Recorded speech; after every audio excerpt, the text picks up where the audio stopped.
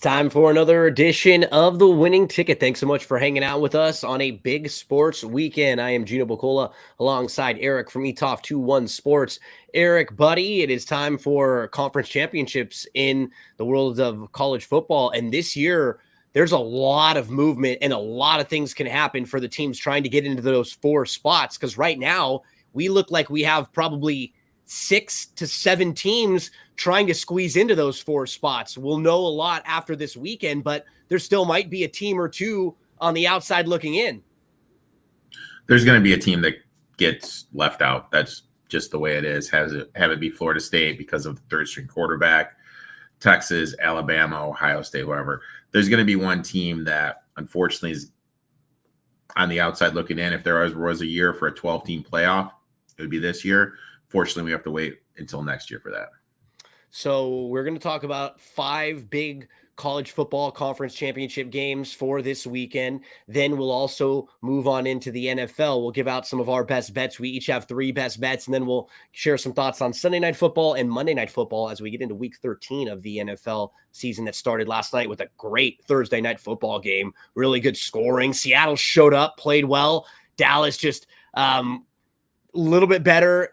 Talent overall kind of showed out in the end there, but we'll talk more NFL in just a moment. We have a lot of ground to cover today. Let's start out right away, Eric, with this one. Oregon versus Washington in the final Pac-12 championship game for this conference before everyone starts going their separate ways.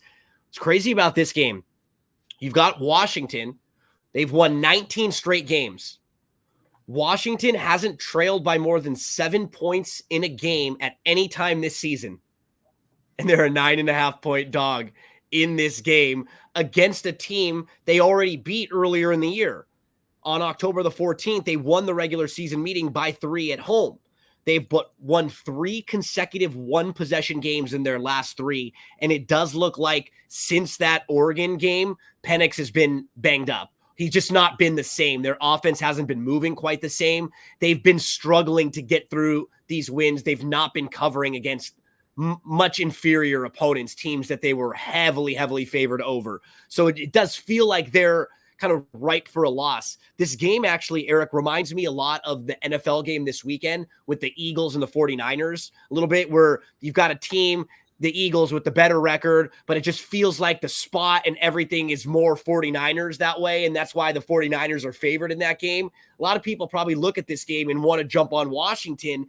And I it's hard to want to lay the number like this with Oregon when Washington's beat them early in the year.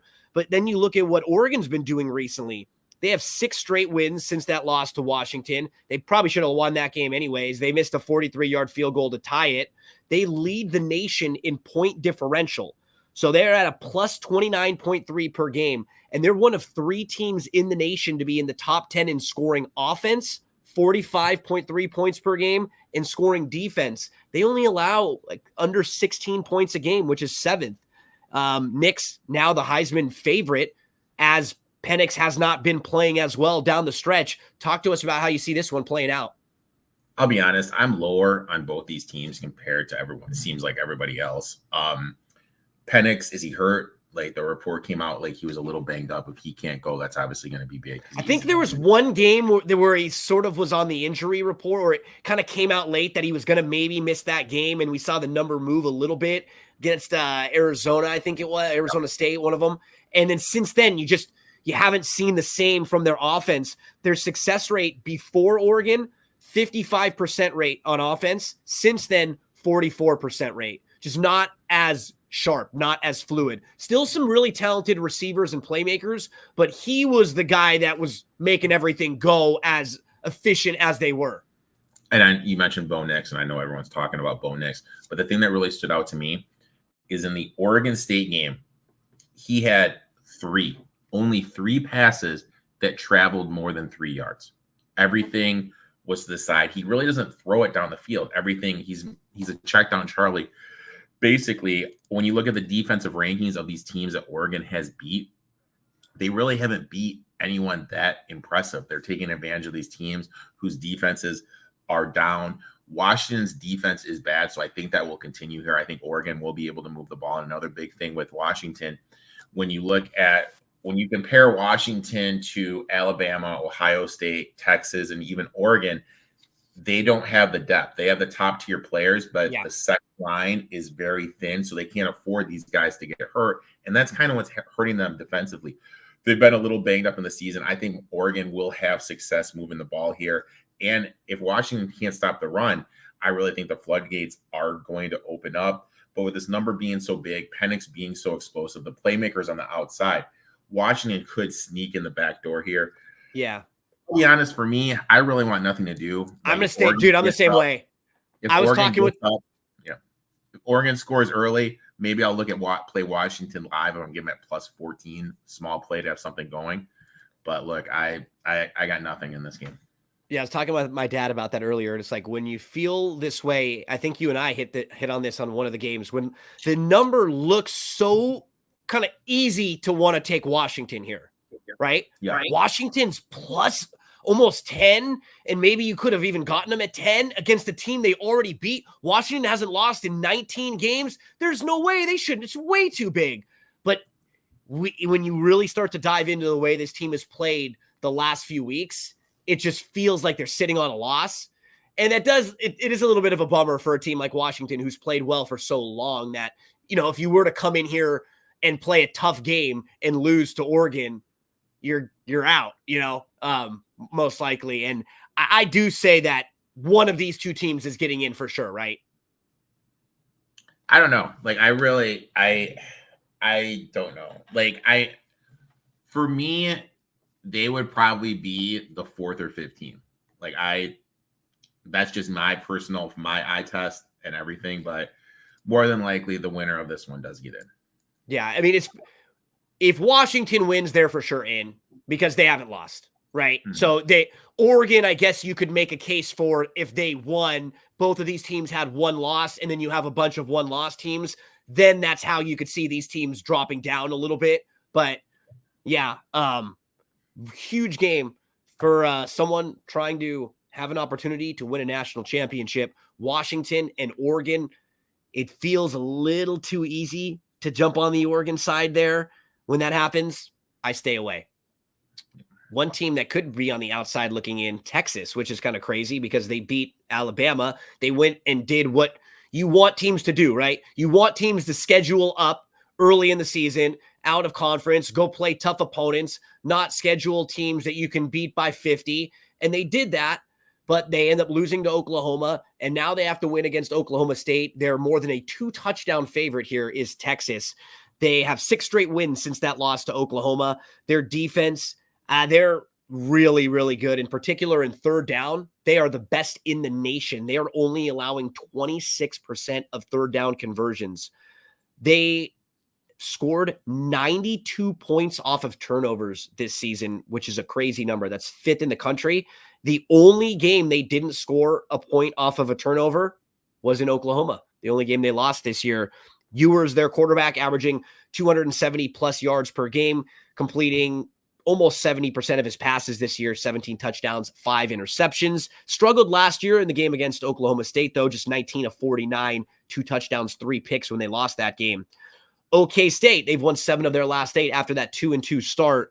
They will lean on the running back Gordon, who's one of the best in the nation as far as numbers are concerned, I believe, leading the nation. He ran for 250 plus yards back-to-back games earlier this year and had 5 rushing touchdowns in a game. He had 1,580 plus yards. He ran for 138 against Oklahoma. They stacked the box. It wasn't like an easy 130 plus for him. They've gotten off to slow starts in the last couple games, though, Eric. I don't think they can afford to do that against a team like Texas. They'll have a tough time coming back. They were outscored 47-25 in the first half of their last 2 games combined. They came back in the second half, outscoring those opponents 58-17 in the wins over Houston and BYU. This is a different level of competition here. What worries me is just the line play, right? Can Oklahoma State move that Texas defensive front and Texas on the offense and defensive side? That's one thing Sarkisian's done really well there, Eric, is build those lines right up front. That's where they compete with some of the best teams in the country with that depth up front on both sides. Yeah, look, first of all, I want to say, I don't know if you saw the story, but it's disgusting what the Oklahoma State frat house did. Oh yeah, I did see that. Hopefully that frat is taken care of. In terms of this, it's no secret Oklahoma State wants to do. They want to run the ball. But Texas is the 10th best team defending the run, giving up only 85 yards per game. I don't think Oklahoma State's going to be able to get that push. If they're not able to get that push, that's going to force their quarterback to step up and make some throws. I don't think he's going to be able to make these throws. Gundy is very good against ranked teams. I was really hoping I could get like a 7 for the first half, but I wasn't able to get it. Texas needs Styles points as well. Louisville plays later in the day against Florida State, so they don't know what's going to happen in that game. They need to make a statement in this game. They're going to be going pedal to the metal full time. Maybe look at a Texas team total. But right now, this 14.5, I really can't get involved. But I'm going to say this in terms of the teams that when you look at them, when you look at an Oregon, a Washington, I think Texas has the abilities to beat Michigan or Georgia. I don't think Oregon or Washington do. So I hope Texas gets in just for the competitive standpoint. It's the lines is the key. Like Washington right now, the way they're playing and just with what we've seen from them recently, I don't think their defense is like Oregon. I think could be competitive with those teams because they can move the ball a little bit. And I do like the fact that they have at least veteran leadership with quarterback who's kind of been in a lot of big games and with some pretty good coaching. But yeah, I agree with you. Texas, the lines is the key. That's what I see Georgia and Alabama and why I think they're consistently so good is the depth they have up front. And it's not really comparable to a lot of other teams, and that's where other teams will really struggle. So let's see if Oklahoma State can keep this one close, but I'm with you. It's just hard to have a really strong opinion on that one. We move to Georgia versus Alabama. Early this year, it looked like Alabama was done. I remember hearing and reading some articles that looked like they were done, but shows you with the coaching, they were able to figure things out early. They benched their quarterback, Milroe, after the week 2 loss, didn't play in week 3. Since returning, 15 touchdowns, 8 rushing touchdowns over his last 7 games, and only 5 turnovers since week 3.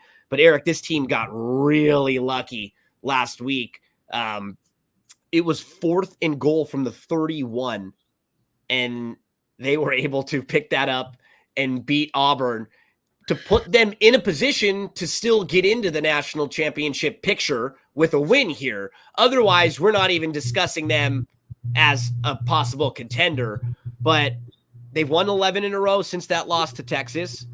And the defense worries me. Running back McClellan, who's banged up, he got injured last week. And then their defense gives up a ton of big plays. Like they get gouged for big plays, right? That's one of their weaknesses.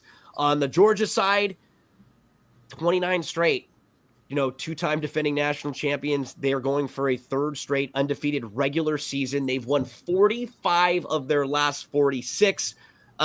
Great defense, but their offense was 8th in the nation, 39.6 points per game, just under 500 total yards per game.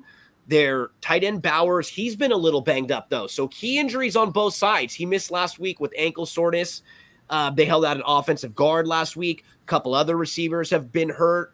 Quarterback Beck, he's really improved as the year has gone on. Another team who early in the year, it didn't look like they were firing on all cylinders, but they have improved and they've looked stronger on the offensive side in particular as it's gone on. 72.4% completion percentage, 22 touchdowns, 6 interceptions. And they have a fantastic offensive line like we talked about. I think they've allowed 8 sacks overall this year in 12 games. Talk to us about this one, Eric. You have an opinion here. The real question is you have to think about is if Alabama wins by 10 points or more, Georgia out. Because when you look at it, what has Georgia really done this year?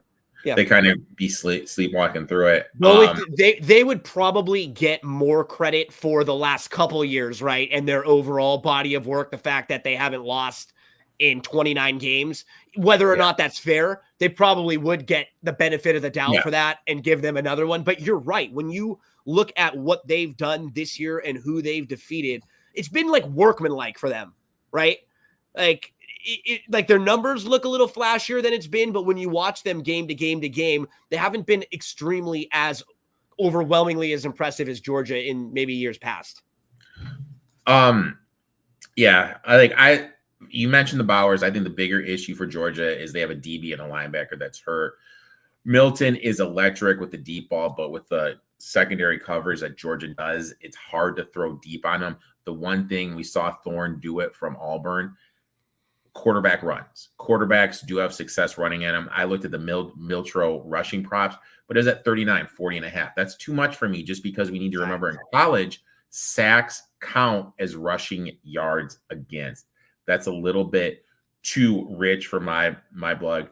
Both teams tend to play at a little bit of a slow pace. But when I look at the last 17 years of the SEC championship, it's gone over 13 of 17 years. So maybe look at a live total over, if you will, if the first half starts off a little bit slow because of the fast turf and you have these athletes on there, they're just going to be lining up. But I just can't get anywhere with anything on this game.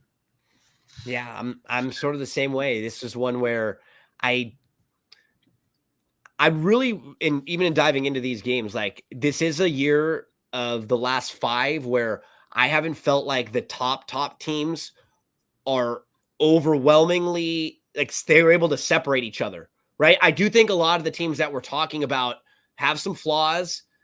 These 2 teams right here, to me, they don't seem quite as good as prior versions. I think that has to do with NIL and the way things have been spreading out a little bit. It does seem like, the Pac-12 was a strong conference this year.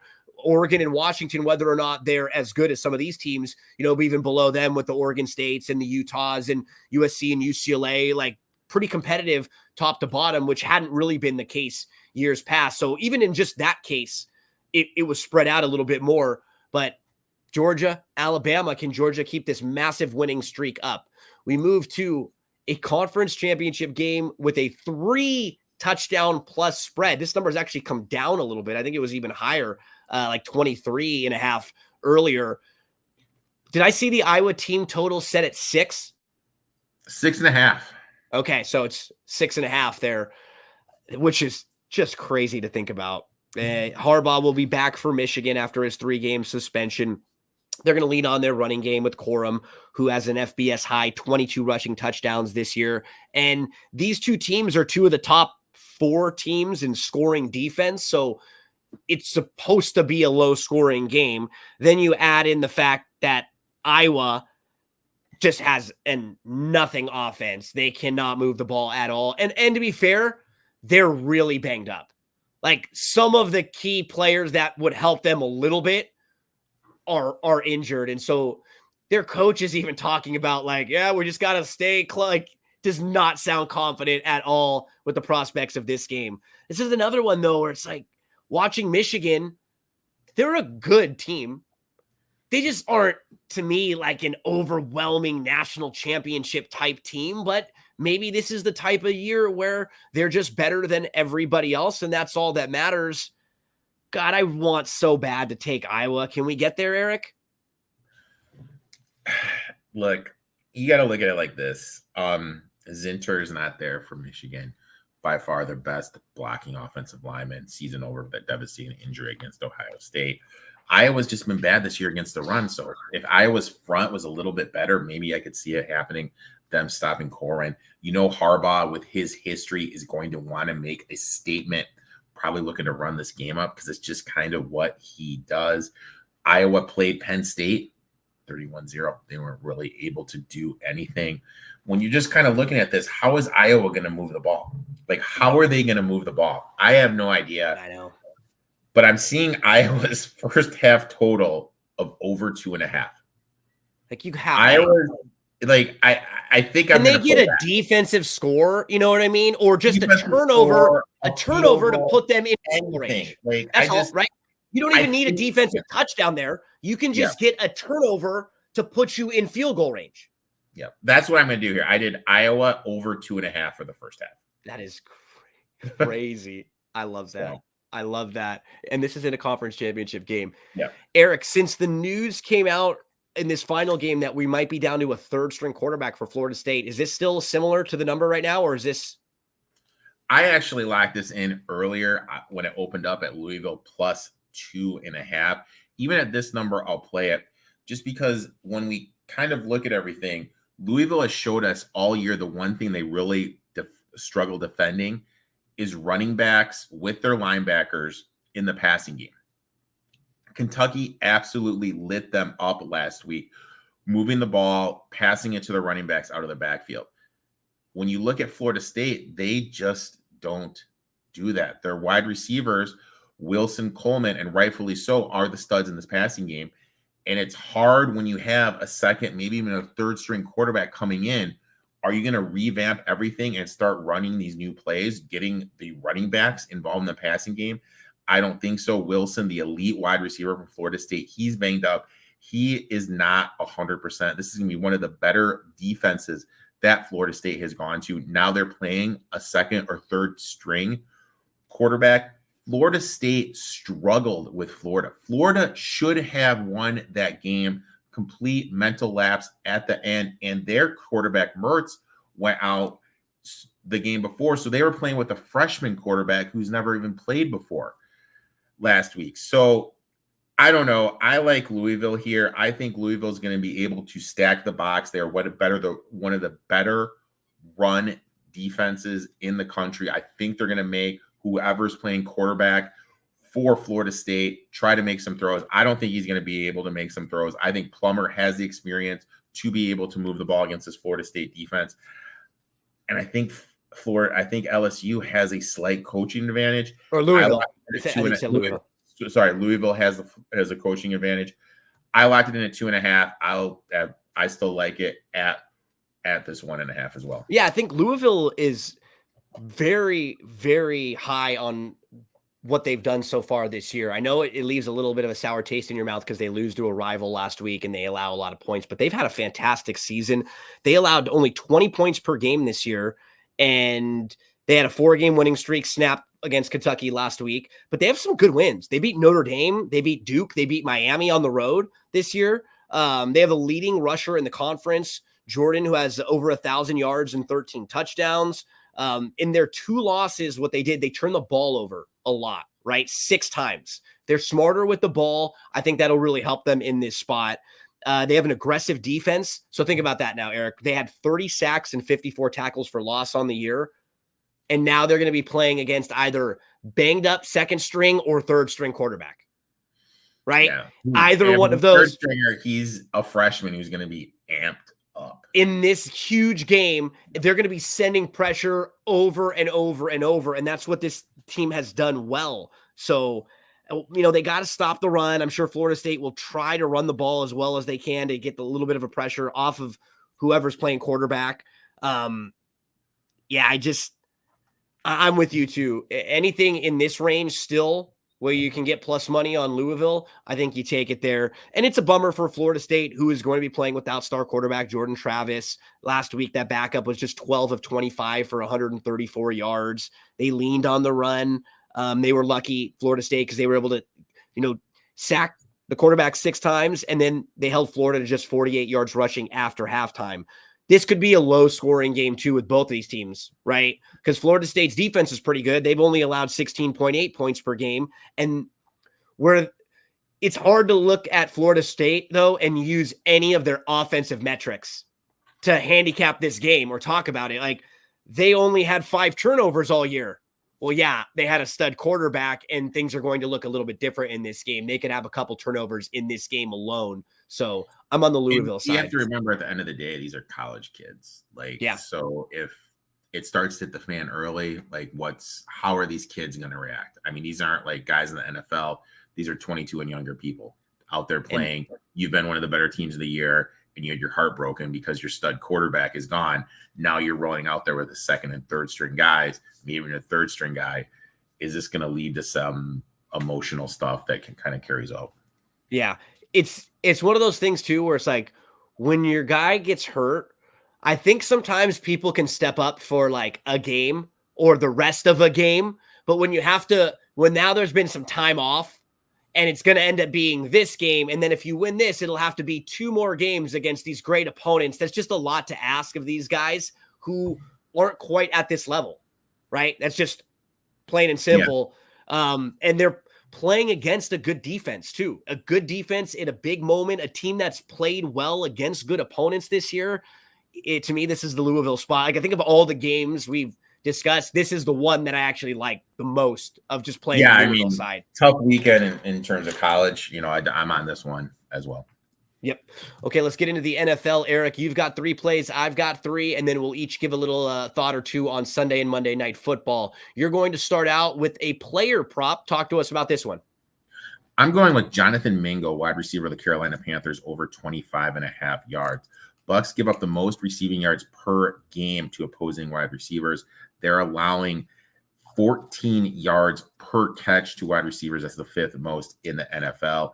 Bucks secondary is extremely banged up, and because of that, they're rolling out guys that are backup guys. There are 120 cornerbacks graded in PFF.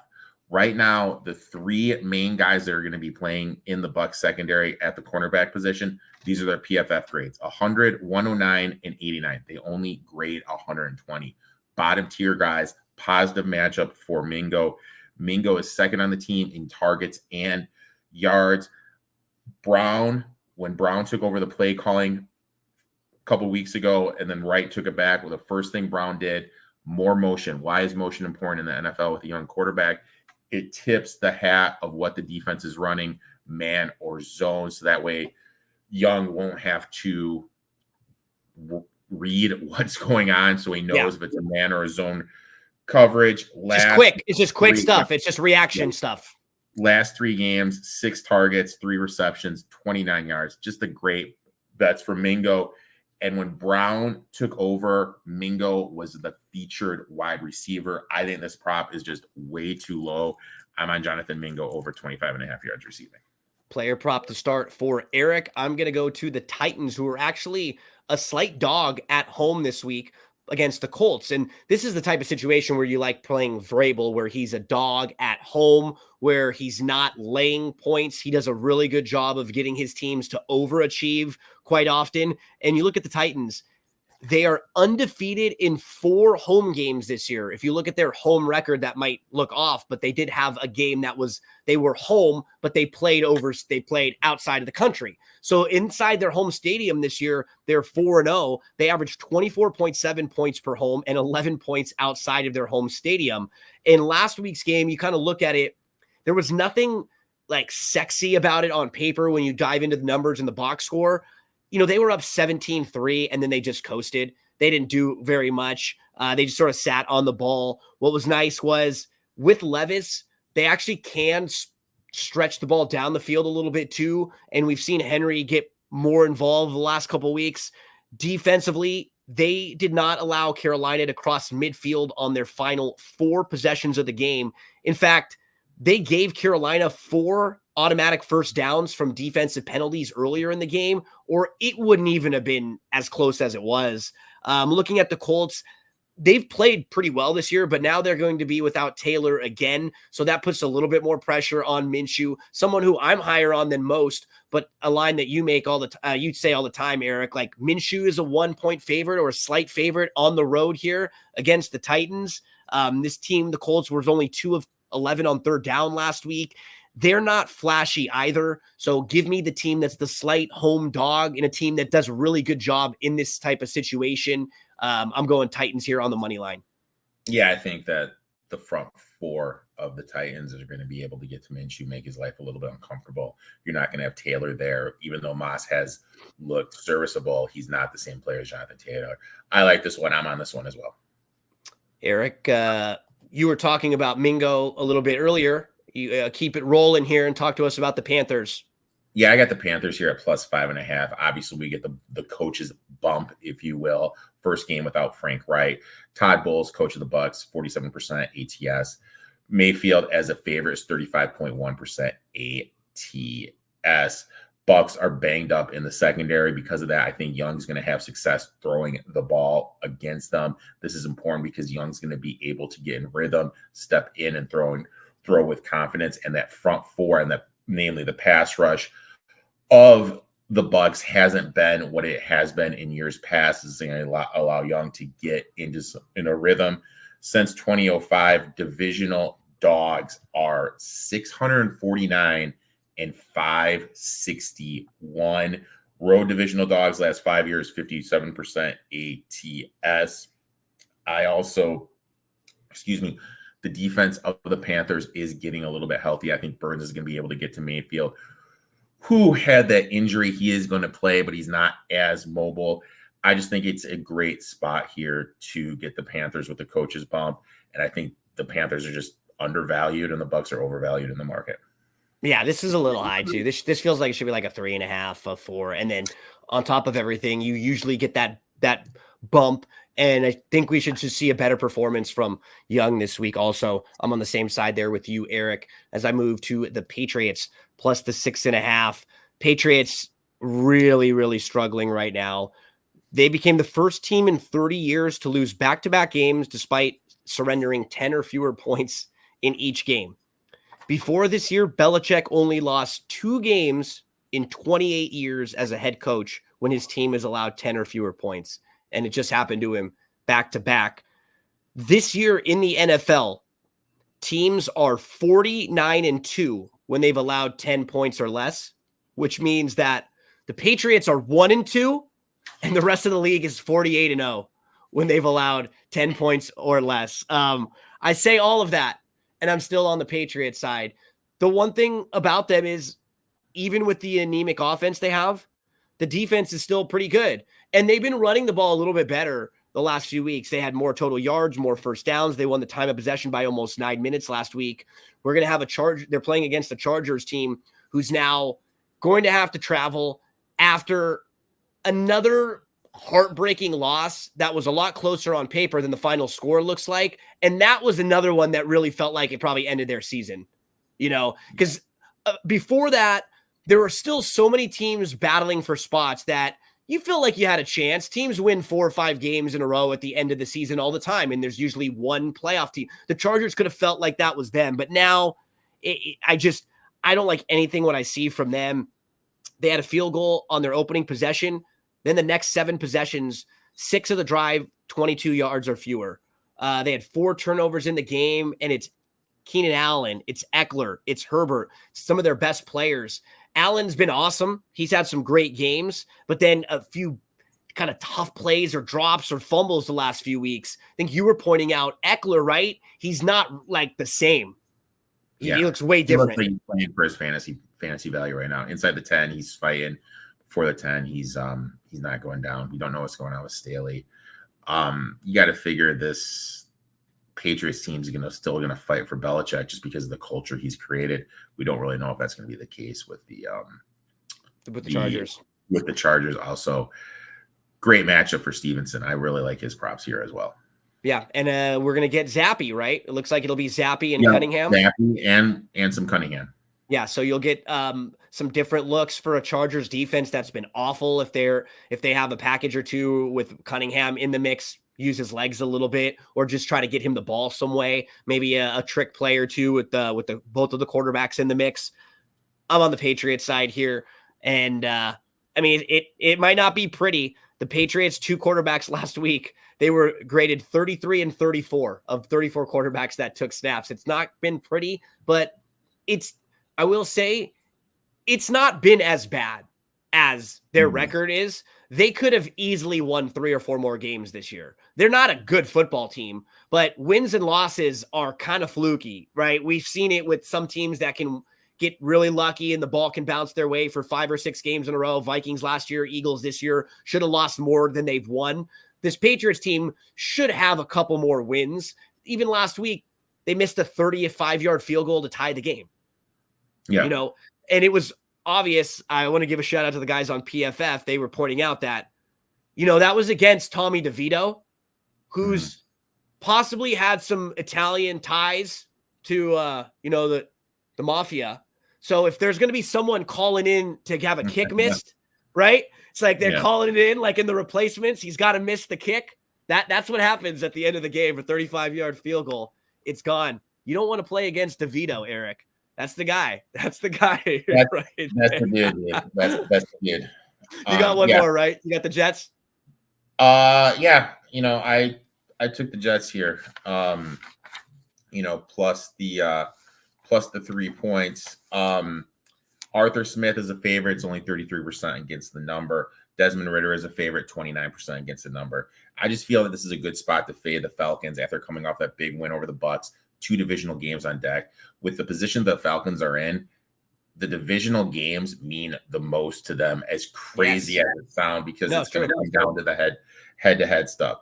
Jets defense is 4 DVOA. This is going to be the best defense that Ridder has faced. Last time he faced a defense that was in the top 10 was the Jacksonville Jaguars. He only put up 7 points. He was 19 for 31, only threw for 191 yards, having 2 INTs.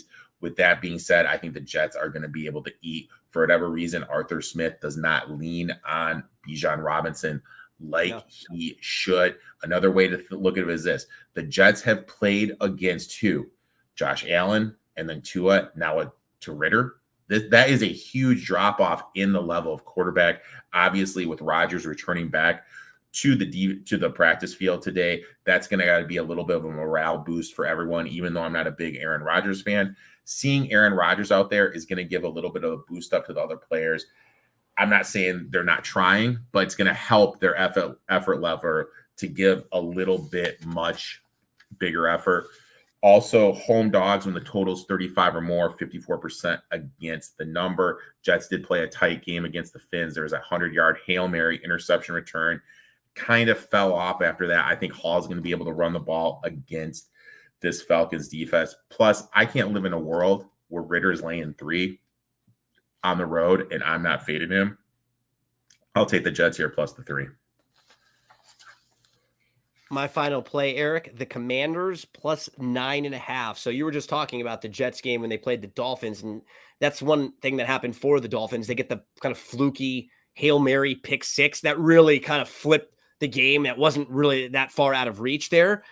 And the thing about the Dolphins in a situation like this, as a 9.5 point favorite on the road, they're not fantastic at third down. They were a little bit better last week on third down, but they turn the ball over a lot for a team that's going to be favored by double digits like this, right? For a team that needs to win by double digits for me to lose this game. They turned the ball over 3 times last week. They're now 24th in the league. They average 1.7 giveaways per game. They've turned the ball over twice this year against the Giants, the Chargers, the Bills, and the Patriots. When they played the Chiefs, they had a turnover, and that was actually the difference in the game. It flipped the whole game with the fumble, and when they were driving, the Chiefs get it, and they go back and score, and then that ended up being the difference. And on top of it, their best or second best defensive player, Phillips, is now going to be out with an ACL injury. He was their co-leader in sacks, and that's going to be a little bit different for their defensive front now, playing against a Commanders team that one thing they can do, Eric, they can move the ball. Sam Howell is up and down, but Sam Howell leads the league in passing yards. Which is crazy to think about. At week 13, Sam Howell is your leader in passing yards right now with over 3,300 passing yards. So this could be a game where Miami is dominating this game throughout and Washington's down by 14 or 16 and we get a backdoor cover. That's like, with their offense good enough to move the ball, Miami's defense with question marks, and Miami's issues with turnovers, they're not incredible on third down. Their offense isn't quite moving the way that they were earlier in the year either. And we've seen a lot of their splits, how they really, really do well at home. They beat up on really inferior teams at home. I'm taking the Commanders here at plus the 9.5 for my final plays. So there's a lot of anything you want to add here?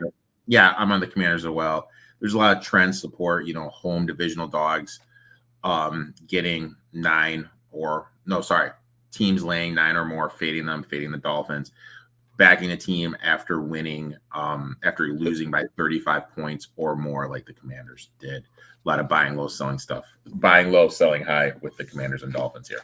Some good trends for that one. We're both on the Commanders side. Let's give you some quick thoughts on Sunday Night Football and Monday Night Football for this week. First up, Sunday Night Football. We've got the Chiefs at the Packers, and the Packers are playing pretty well right now. Eric, we saw them beat up on the Lions, and I don't think it was all that fluky for them because their offense has been playing a lot better recently, in particular Jordan Love. He was under pressure 45% of the time. He graded quarterback number 3 on the week last week. He was number 1 in DYAR, the DVOA metric. In the red zone, he was awesome. He was 5 for 5, 3 touchdowns for 49 yards. And the Packers put a ton of pressure on Goff on a really good offensive line. Gary was a beast. So that was a positive. They scored 20 points in the first quarter, and they've won 3 of the last 4. What I like about this team too, they're a young team, so you can understand why they're improving right now. Maybe as the season goes on, they're just getting better. These first and second year players are getting more reps.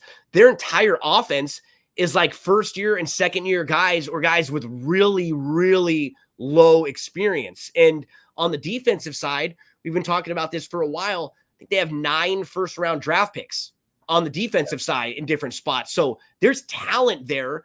It's just young. Can they put it all together? And did they have the right quarterback leading them now since Rodgers left? Well, I think the jury's still out on Love. One of the things about him, though, Eric, and I think this was the case with him in college as well, he has a ceiling that's higher than a lot of quarterbacks, but he has a floor that's lower, right? He's got one of those wide ranges. So depending on when you watch him or which quarter or which drive you watch him, he could look like a guy that you're like, oh, this guy's for sure a quarterback. Then some of the decision-making, some of the throws, some of the accuracy even. But like last week, he was putting the ball in perfect placement, leading receivers for yards after the catch. He was really good. If you get that version of Jordan Love, this could be a good team that makes a run and sneaks into the playoffs here. I feel like at home with the Chiefs on the road, the Chiefs not being as good of a offense this year, they've been a team that leans more on their defense. Every week, it seems like they either don't play well to start or they don't play well to finish, and they haven't really put it all together. Playing in a tough spot like this on the road, I think it's a good spot for the Packers here. Couple extra days too. Yeah, I like the Packers in right after openers at 7. I still like it here at 6. Something obviously isn't right with this Chiefs offensively. Obviously, they're missing Eric Bieniemy. They are the worst scoring team in the second half. Offensive line hasn't looked good either. The Packers defense that you mentioned has looked good, especially their defensive line. They dominated the Lions offensive line, which I have graded higher than the Chiefs. I think the Panthers will be able to get in the backfield, make stuff uncomfortable for Mahomes. Speaking of Mahomes as a favorite of 3.5 or more, he is 46% against the number. As a road favorite of 3.5 or more, he's 45% against the number. And just an interesting trend that I found, non-conference dogs on Sunday Night Football getting 6 or more, 60% against the number. I just feel it's a good spot to fade the Chiefs. Also coming off a big win against the Raiders, who are a divisional game. Teams will get up more for those. And then you have the Bills on deck. I'll play the trends. I'll play the spot. I'll take the Panthers here, not the Panthers, the Packers here plus the points. Monday Night Football. God, I want to try to get to the Bengals here. I'm just not sure if I can with Browning. They only had 222 total yards. They just couldn't move the ball down the field. They had 10 first downs in that game. It's not like it was his fault, but the biggest pass of the game comes on a 39-yard screenplay. They just stack the box. They try to force them to throw the ball down the field. He only had one pass of 10-plus air yards. It was a bad interception in the game. A couple others that could have been picked. 3 turnover-worthy plays. And again, it's just, can they establish the run to at least take some pressure off of him? Maybe they get Higgins back and there's another weapon there that could help them. The Jags looked a little bit better last week. I mean, overall this year, they haven't been perfect. I believe in Lawrence. I think a little more than you do, but I'm pretty high on what I think he's going to do here on moving forward. Their run game struggled last week, and I think Etienne's kind of wearing down a little bit between the tackles because that's not something that he should be doing. As you've pointed out the last couple of years, he should be being used a little differently there. So if they can't run the ball and maybe they become a little one-dimensional, but they've been getting Ridley involved. Negative for the Jags too. Robinson, their offensive tackle, he's going to be out for maybe even 6 weeks. It could be a while. I'm not laying it with the Jags. I probably need more than the 8.5 to get there with the Bengals. Yeah, just a tough spot here. I'm still trucking along somehow in Circa. I did the Jags. There you this go. week. Don't really know how I feel about that. Some books, this is already ticked up to 9. Look, if this gets to 10, it's just kind of be a little bit of a principal play here. I am going to have to look to play them. One player prop I'm kind of interested in, and you kind of were getting there when talking about Travis Etienne, is the Ernest Johnson. Johnson actually outsnapped Tank Brisbee, last game. His rushing prop, one book has it open. It's at 16.5. Maybe I will look to get there, because if this game does turn into a blowout, the Jags will lean on him and Tank a little bit more than Etienne, try to save them. Since 2005, home favorites, 46% on Monday Night Football when they're laying 7.5 or more, 46.3%. Bengals obviously have some defensive issues. We don't know, just honestly, we don't know if the Steelers took advantage and had 400 yards. Was it the new offense, or was it Bad the Bengals? Because the Bengals back four has been bad. Hendricks and crew haven't been able to get home. Lawrence, 25% ATS as a home favorite. This is going to be the biggest favorite that Lawrence has ever been in his NFL career. The Jags do run a pass funnel system. Maybe Bowning can get into some rhythm a little bit and start moving the ball. But if this gets to 10, I'm going to do the same thing. Me too. I'll look at some Ernest Johnson props, but that's basically going to be it for me. There's a look at NFL Week 13, some of our best plays, Sunday and Monday Night Football. Fridays, 6 o'clock p.m. Eastern Time, we will be here on The Winning Ticket. Remember, if you are anywhere in the state of Iowa, sign up right now for a DRF Sportsbook account. Use our promo code FAST300. Eric and I also do a show on Sunday morning. This week, it'll be at 10 o'clock a.m. Eastern Time. If you want to follow us on social media, it's me, Gino B, or ETOF21 on Twitter, and we will have a preview of all the Sunday and Monday Night Football games there too. So, Eric, buddy, good luck to you this weekend, my friend. Good luck to you too, my friend.